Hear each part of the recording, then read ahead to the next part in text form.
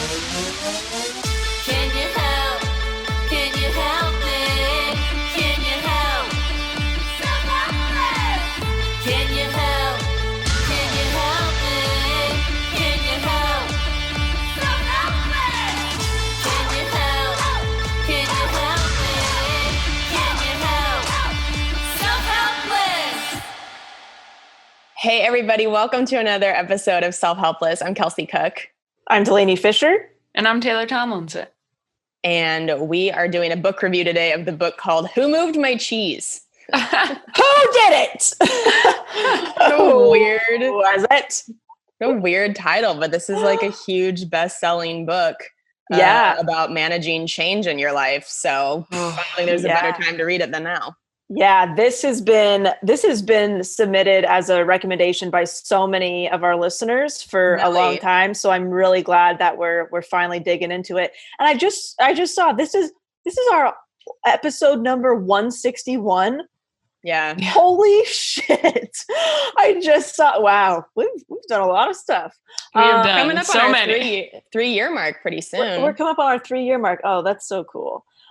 So to kick it off with a nice quote submitted by one of our wonderful listeners, never doubt that a small group of thoughtful, committed citizens can change the world. Indeed, it is the only thing that ever has. Ooh, that's by Margaret Mead, American anthropologist. Wow. That's very good. It reminds me of that quote we all love, that we don't need we don't need a handful of people doing things perfectly. We need a million people doing it imperfectly, right? Yeah. We need millions of people doing things imperfectly. I love that. I have to recite that to myself all the time. Yeah, that's a great one. I love that. Yeah, I had never heard of this book before it was suggested by Helpsters. So it's called Who Moved My Cheese by Dr. Spencer Johnson. And the gist of it is revealing business wisdom through a modern parable. Who Moved My Cheese offers valuable lessons on how to best manage change in your life, whether you're struggling amid a business downturn, hello, all of us, or trying to find a graceful way to handle a struggling relationship. This book gives you the tools to better understand human nature and see change as a positive force. Oof. Oh. Need that. Okay. I'm going to dig in. So setting up the parable. Parables are timeless. They offer poignant life lessons, showing us how to better cope with challenges both big and small through a story. Author Dr. Spencer Johnson creates 4 characters for his modern parable to help his readers overcome fear, handle major life changes gracefully, and find a path to their dreams. The characters are 2 mice. Okay, I get it now. This is why it's cheese-based. The characters are 2 mice named Sniff and Scurry and 2 people named Hem and Haw, all traveling in a maze looking for cheese. Oh boy. Their story depicts revealing aspects of human nature. I love it. For me, I'm looking for my vegan cheese. What's up? What's up, baby? Who moved my Dia cheese? Yeah. My field roast slices, or what's the one that I love now? Oh God, the Follow Your Heart Gouda. Follow Your Heart. Oh my God. Anyway, this book was actually just recommended to me again by a wonderful person who's in my group consulting program right now. So shout out to Kayla. She actually, I think this book actually inspired her to start her own blog and stuff. So I'm excited. Oh, cool. I'm excited to dig in here. So your cheese or success in life may be paralyzing you. Sniff and Scurry, the mice characters, don't think about things too much. They spend their time running up and down the corridors of their maze in search of cheese.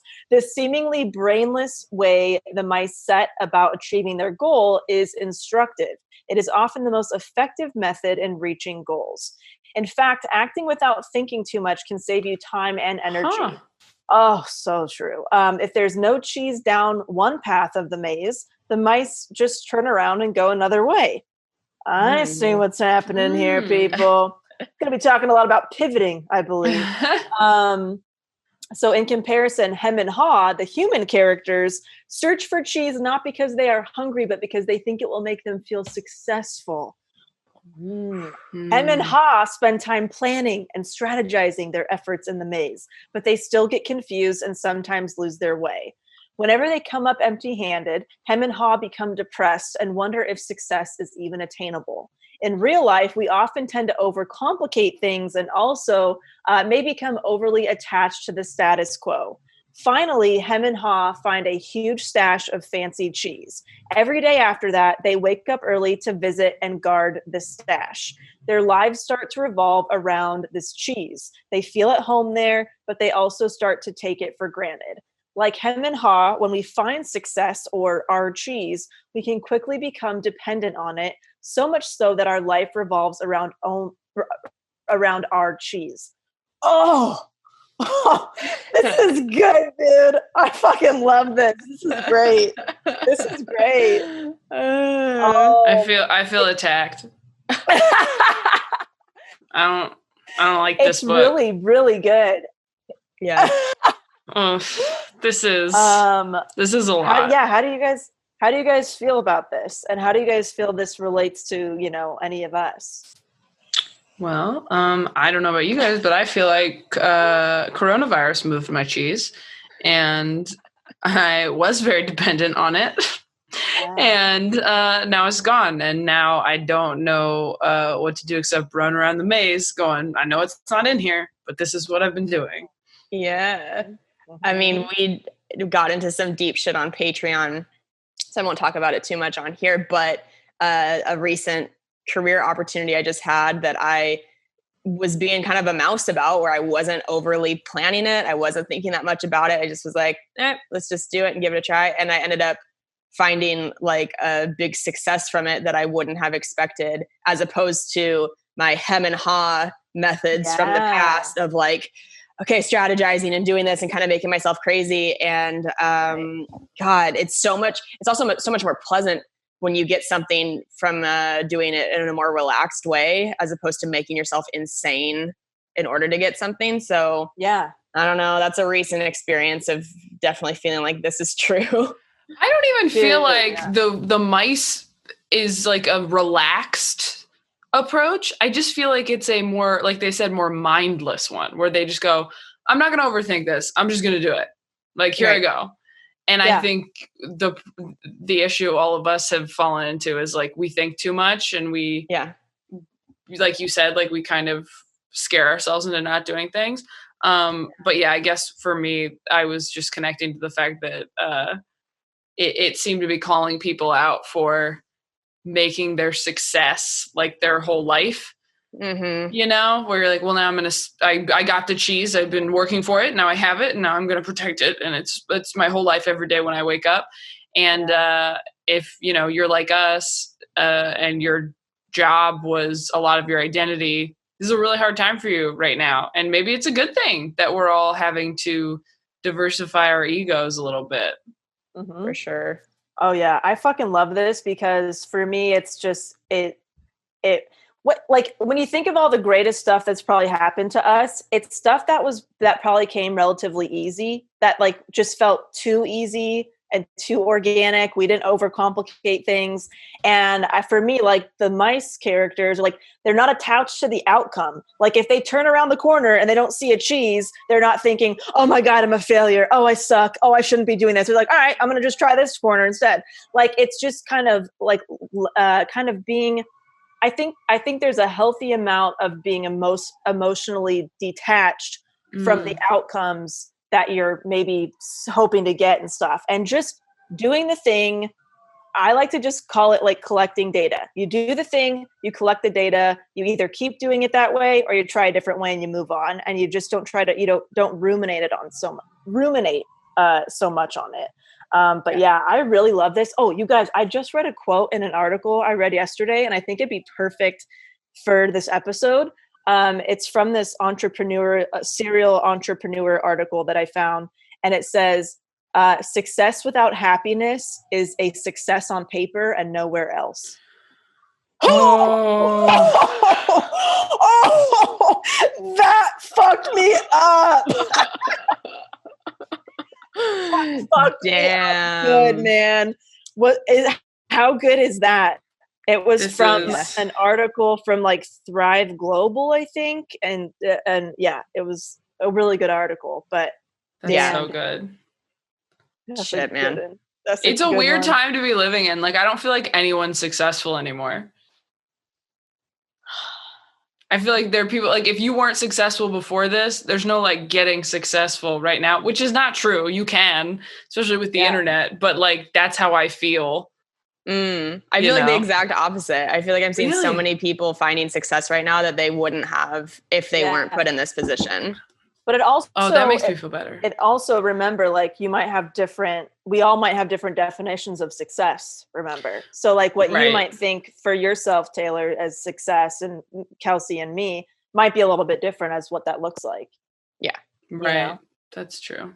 So yeah. Well, anything to do with success or like work ethic or approaches to that, like really, I feel like fucks with us a little bit in a good way. Yeah. Yeah. I love it. I love it. All right, Tay, you're up next. I'm next? All right. Yeah. Good situations never last forever, so be prepared. God damn it, this book. I don't want to read anymore. One morning, Hem and Haw wake up to find their fancy cheese is gone. Indeed, change always happens sooner or later. Being aware of this can help you keep a closer eye on your current situation to better anticipate the change ahead. Sniff and Scurry, in contrast, never took the stash for granted and made sure to keep an eye out for any changes to the supply. Consequently, the two mice noticed that the amount of cheese was slowly but steadily declining. If you expect things to remain the same, you may miss the signs that things are indeed changing. Hem and Haw were so thrilled with the cheese that they didn't notice the stash dwindling, or even when the cheese started to mold. Sometimes the things we believe about ourselves make it harder to accept change. If you feel you deserve success, like good health or an endless supply of cheese, anything that takes these things away from you will feel unfair. So much so that you might even deny the fact that change is happening at all. Hem and Haw felt that their fancy cheese was a reward for their hard work, so when the stash disappeared, they couldn't accept reality. You never want to find yourself in this position. Instead, keep your eyes open to signs of change. That way you can adapt and find your way again. Once Sniff and Scurry realized that their cheese was almost gone, they moved on without much stress and found some new cheese. Hem and Haw were unable to cope. They kept returning to their old cheese as it dwindled and became increasingly hungry, depressed, and weak. Here's the big lesson. The less you hem and haw about a situation, the sooner you can adapt to change. Ooh, that's all really good. Here's my thing, though. Good. I'm always expecting bad things to happen. So I feel like sometimes that makes me feel present, but sometimes it makes me feel just like depressed and sad when I get happy and I start panicking because I go, this is going to change, this is going to change, this is going to change. So I think you have to have some sort of like healthy balance of if like you have to expect change. Things are going to change for better or for worse. I am, like Kelsey said, adaptable. I feel strong and capable, and like I have taken care of myself mentally and emotionally and physically so that I will be able to meet whatever challenges I face. Yeah. Yeah, I agree. I think it should be somewhere in the middle. Shouldn't live in fear all the time. Like I get that. I get that you need to kind of keep an eye out to make sure you can change if you need to, but yeah, you got to find that balance between not being fearful all the time, but not just being like, well, I fucking did it. Guess I'm good to go forever. You got to be somewhere in the middle. Yeah. I think it just kind of keeping in mind, like when, like, you know, those moments that are just, they feel so good. Like, wow, this is fucking cool. I just feel like taking those in a little bit more, you know, being more present for those, knowing that change is going to happen, and change doesn't always have to be bad either. It just might be a little different than what this is in the moment right now. So like, you know, us recording this via Zoom is like, this is a very interesting experience that when things kind of open up again, we might never get this opportunity again with each other to like record this many episodes together and have this as much free time with each other as we've had. And so it's kind of like, well, you know, this is a change, but kind of just taking a moment to, you know, appreciate it for sure. Knowing that's not going to be that way forever. Yes. Totally. Okay, so visualizing your goals helps you push through the fear that keeps you from dealing with change. Why do so many of us act like hem and haw and get blindsided by change? It's fear. Fear is what makes confronting change so difficult. Change requires you to cope with a new situation and a new set of rules, which can be both disorienting and frustrating, so it's natural to be scared of change. Back to the parable, when Hem and Haw had to venture out again to find new food, they worried they might get lost or find themselves in a blind alley with no way out. But remember this, as long as you're afraid of leaving your comfort zone, things will never get better. For example, imagine your partner has left you or that an injury is keeping you from playing your favorite sport. The loss you feel of love of movement can be devastating. You won't be able to recover, though, until you find a new way to fill your life with the things that bring you joy again. This means that you need to look for something new. Even though Hem and Ha were hungry, they were too fearful to explore new paths in the maze. Eventually, Ha discovered a good way to deal with his fear. He visualized himself sitting atop a huge wedge of his favorite cheese. Indeed, visualizing your goal in vivid detail will actually increase your desire to attain it. If you find yourself stuck, or if you can't tame your fear, visualize your goal. That will stoke your desire and give you energy to move forward. Yep. Agree with that wholeheartedly. Totally. Do you guys do a lot of visualizations? Yep, I try to. I started to more once we talked about it on this podcast. And I do feel like it helped. If nothing else, even if it doesn't happen exactly the way you visualize it, it either helps you cope with it in the moment, in that it's comforting to go, oh, this good thing will happen, even if it doesn't ultimately end up happening, or it makes you feel more prepared for whatever is coming. Like when I was going to film my special, I was doing a lot of visualizing me filming it to make sure I wasn't as nervous. Yeah. Because it feels good to picture something cool happening. Like, you might as well. Yeah. Have you guys been visualizing this being over? I've been doing that sometimes. This is a good time. Yes. It hasn't really been so much like career things. I've just been picturing like being poolside in Vegas with a drink in my hand. That's what I've been picturing the most. And that makes me very happy to picture. Yeah. I just picture like a backyard with my friends and, eating or something, like with a bunch of people or, those types of things. Yeah. So the next section, dare to move in a new direction and things will get better. After visualizing his goal, Ha moved on to find new cheese and his experience improved dramatically. But Hem refused to budge. Hem stayed, became angry and emaciated, and too afraid to go out and search for new cheese. When you move in a new direction, you learn how to better embrace change. If you manage to conquer your fears just once, the next time you're confronted with change, you'll have the confidence to move on again. Never again will fear paralyze you as it did previously.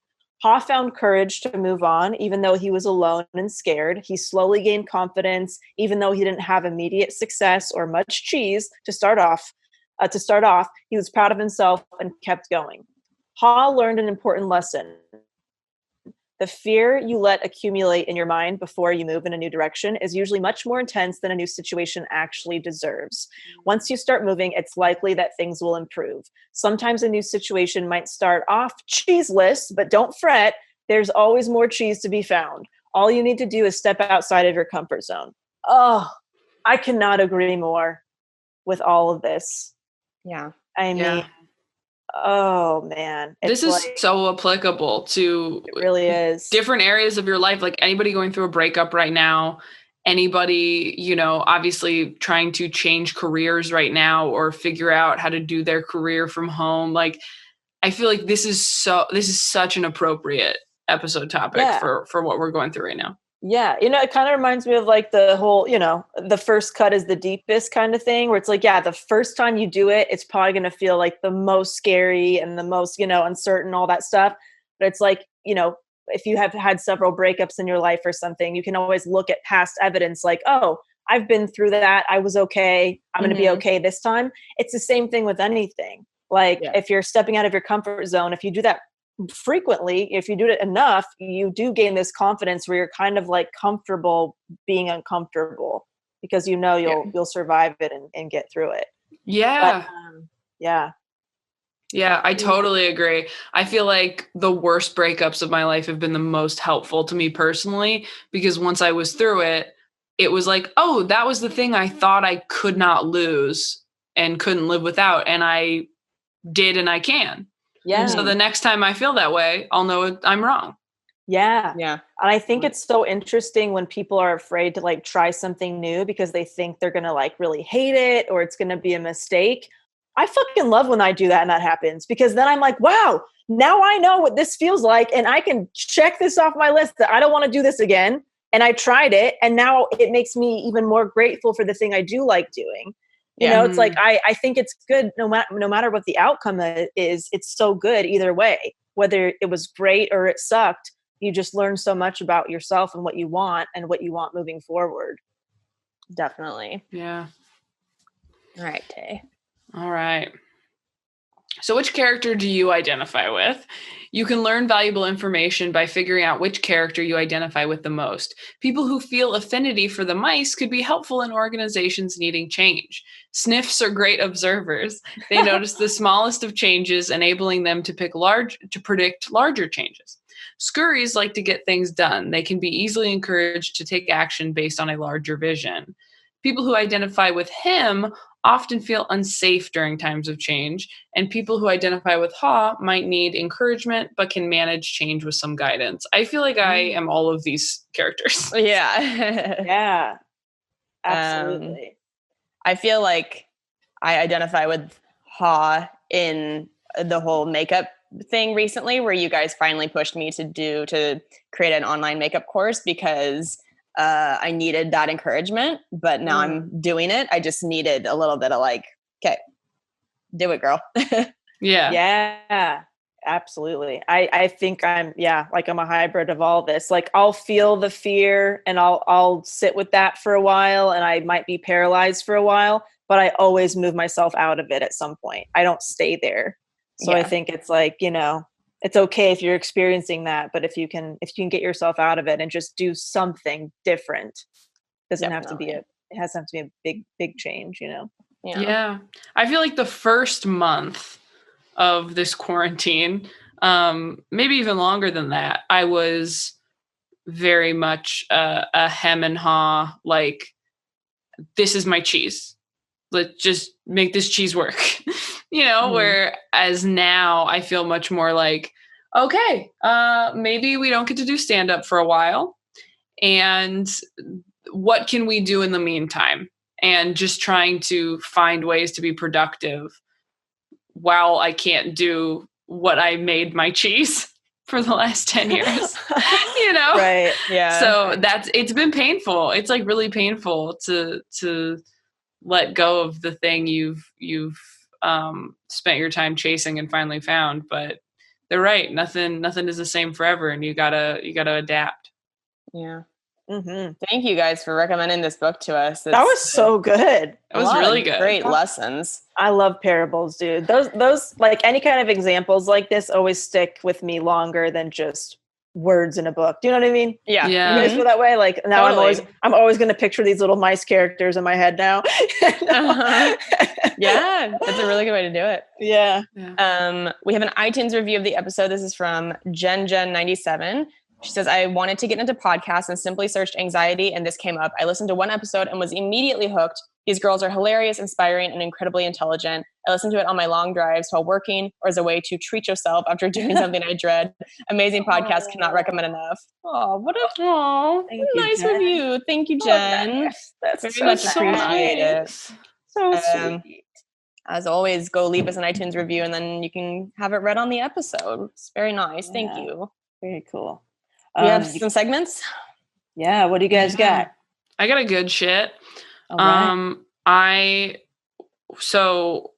I found, did I already talk about the pajamas I found online on this podcast? Maybe I didn't. I didn't even find them. My friend did. Maybe not. Maybe I did. If I did, I'm sorry for repeating myself. Sam and I had been looking for pajamas, and my friend Chelsea posted a picture of her in some that looked like exactly what I wanted. And I ordered them and they're great. And then I immediately like sent some to all my sisters because it was exciting.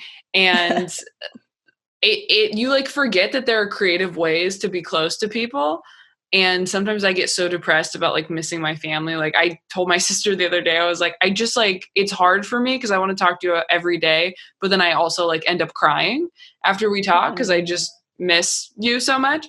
And she did a very cute thing where she just sent a bunch of people. It wasn't just me. She sent like friends of hers, like little like fun things and like little notes and stickers and stuff. And she sent me a Woody temporary tattoo. Oh And my God, that's cute. I put it on to take a picture for her last night, and like it makes me happy every time I look at it. It's so stupid and dumb.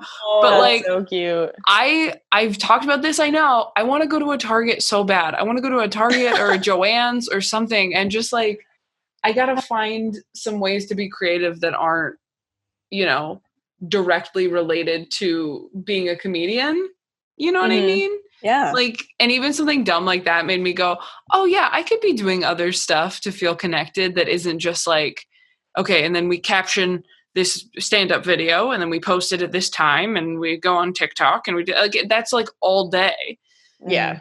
So I don't know. Absolutely. Well, that's nice. That's she so did that. Isn't cute. that cute? Yeah, that's Aw. really cute. Write letters, you guys. It's fun. Yeah.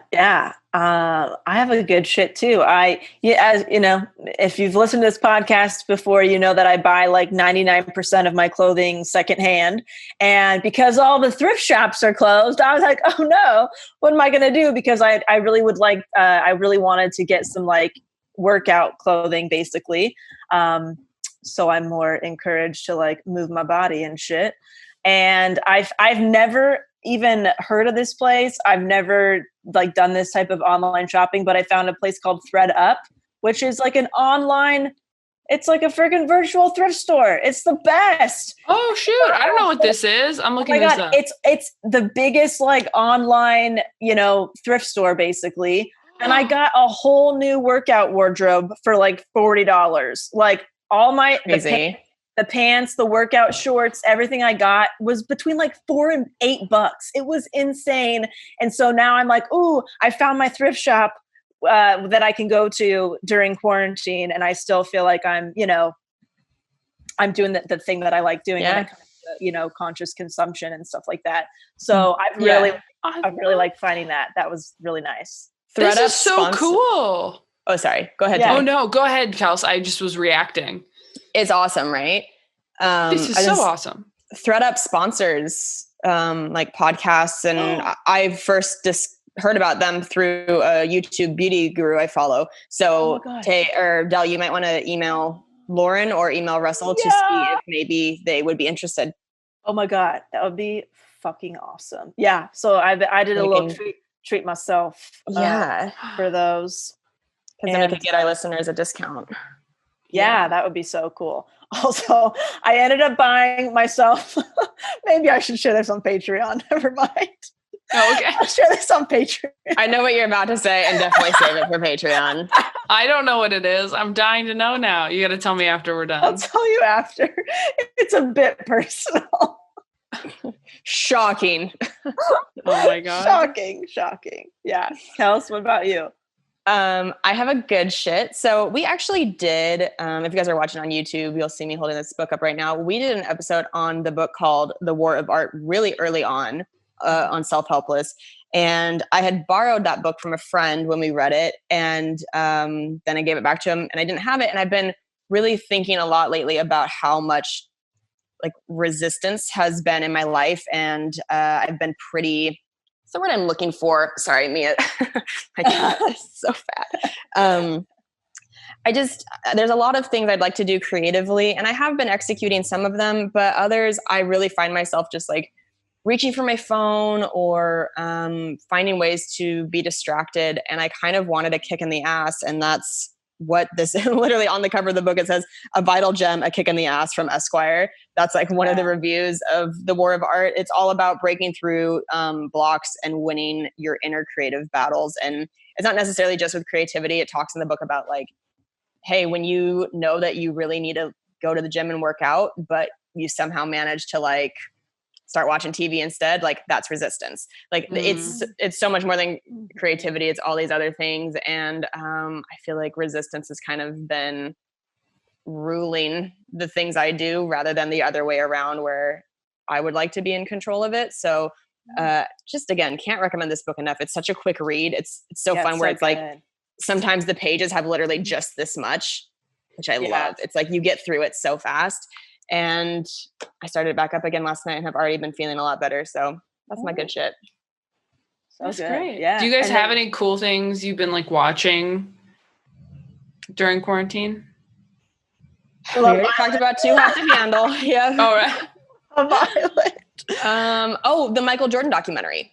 Yes. So Yeah. good. So good. Oh my God. All the goosebumps. I've been like an MJ fan for forever. I have like very vivid memories of watching him when I was like 6 or 7 with my family. And Space Jam, obviously, but Oh, hell yeah. I did watch Space Jam recently, actually. yeah, I did that. he's so sexy. You guys think MJ's sexy? I think he's so fucking hot. Oh, for sure. I don't. Sam asked me that the other night when we were watching it, and I was like, no, I kind of don't. I don't get it. God, I thought Scottie Pippen was way hotter. Scottie Pippen's hot, but like MJ, man, that MJ. I was always a Yeah. Shaq fan myself. I had a Shaq lunchbox when I was growing You up. did? Oh, that's so I had a cute. Shaquille O'Neal water bottle that I'd take to school. Oh my God, I loved him so much. I performed at a corporate retreat in Colorado a few years ago, and they had all of these amazing people there. Like the girl who went up before me was like, she had won like the gold medal for snowboarding that year or something. Oh, wow. And I got there and they were like, I was like, so what other, events have you guys been doing? They're like, well, Shaq spoke this morning. And he was hilarious. And I was like, fuck off. Are you kidding me right now? Like, I gotta go do 45 minutes and you're sitting here going, who was here who was way more famous than you and actually hysterical. Right. I had to follow Shaq. Oh my God, that's so cool. Yeah.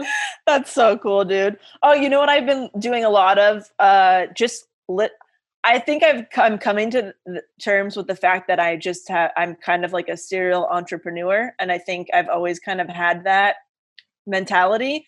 And I'm starting to like accept that it's okay. You know what Yeah. I've talked a lot about this with you guys where I feel like I'm always like, I feel like I unlock something, I figure something out, and then I want to move on to like the next project, the next business, the next thing. And I have been for myself doing a lot of like research, like reading articles, watching, interviews, listening to podcasts about serial entrepreneurs. And I'm finding so many similarities with my personality with these people.